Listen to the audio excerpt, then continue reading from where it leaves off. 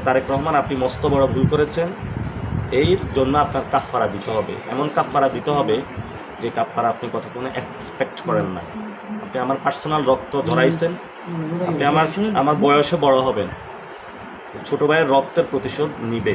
আদালতেও যাব না, কোথাও যাব না, রাজনৈতিকভাবে আপনার ইনশাল্লাহ পরাজয় হবে। আমি এটা খুবই পার্সোনালি নিলাম। শেষ প্রোগ্রামটা ছিল জৈন্তাপুরে, সিলেটের জৈন্তাপুরে। আলহামদুলিল্লাহ প্রোগ্রামে অনেক লোক হয়েছে, এত সন্ত্রাসের পরেও। আমি স্টেজ থেকে নেমে 2-3 মিনিট গাড়ি ক্রস করার পরে বিকট একটা সাউন্ড হলো। প্রথমে আমি দেখলাম আমার সাথে যে ছিল তার হাত রক্তাক্ত।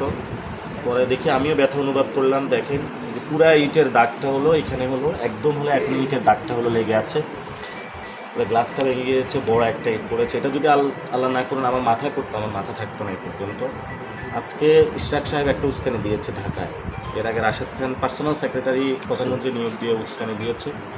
আমি জীবন নিয়ে শঙ্কা বোধ করছি, আমি নিরাপদ নয়। তবে আমি আমার সংগঠনকে বলে দিয়েছি, তারেক রহমান আজকে রাজনৈতিকভাবে একটা মস্ত বড় ভুল করেছেন। শেখ হাসিনা আমাকে রিমান্ডে নিয়েছিল, আমি সব কিছু পড়াশোনা কেরিয়ার বাদ দিয়ে শেখ হাসিনাকে বাংলাদেশ থেকে খেদাইছি। আজকে তারেক রহমান, আপনি মস্ত বড় ভুল করেছেন। এর জন্য আপনার কাফফারা দিতে হবে, এমন কাফফারা দিতে হবে যে কাফফারা আপনি কতক্ষণে এক্সপেক্ট করেন না।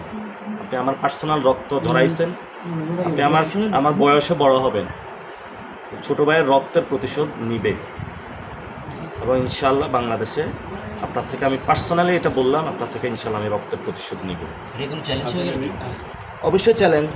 আমার রক্ত জড়াবে, আমি কি বসে বসে আঙ্গুল চুষবো না? আমরা প্রত্যেকটা অ্যাটাকে তো বিএনপি করতেছে, প্রত্যেকটা জায়গায় অ্যাটাক বিএনপি করতেছে। এখানে যিনি মন্ত্রী আছেন, যার আসনে গিয়েছিলেন আরিফ ভাই, ওনাকেও আমরা বলেছি, পুলিশ সর্বোচ্চ চেষ্টা করেছে। আমি আগেও সালাউদ্দিন সাহেবকে বলেছিলাম আমার জীবন বিপন্ন, আমার নিরাপত্তা প্রয়োজন। উনি বলছে না, নিরাপত্তা দেওয়া যাবে না। ঠিক আছে, তাহলে মারা যাব।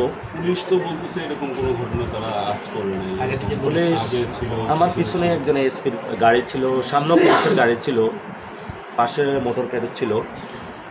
তো এখনও গাড়ি ভাঙা আছে, ইট আছে, এখনও আঘাত আছে। আমি আশা করব যে পুলিশ ভাইরা তাদের চরিত্র পরিবর্তন করবে। সে পরিবর্তনের মধ্য দিয়ে তারা নতুন বাংলাদেশকে জানিয়েছেন কিনা? আমি এখানে যে এসপি আছে তাকে জানিয়েছি,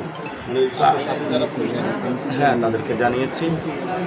আমার এখানে আমের কোনো আদালতেও যাব না, কোথাও যাব না, রাজনৈতিকভাবে আপনার ইনশাল্লাহ পরাজয় হবে। আমি এটা খুবই পার্সোনালি নিলাম। আমাদের এই পর্যন্ত 5টা গাড়ি ভেঙেছে, একজনের চোখ তোলা হয়েছে। এই যে এটা কি ওসি দেখবে নাকি দেখবে না?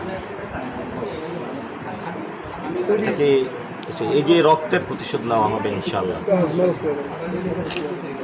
আমি খুবই শান্ত মানুষ, কিন্তু অশান্ত হলে খুবই অশান্ত।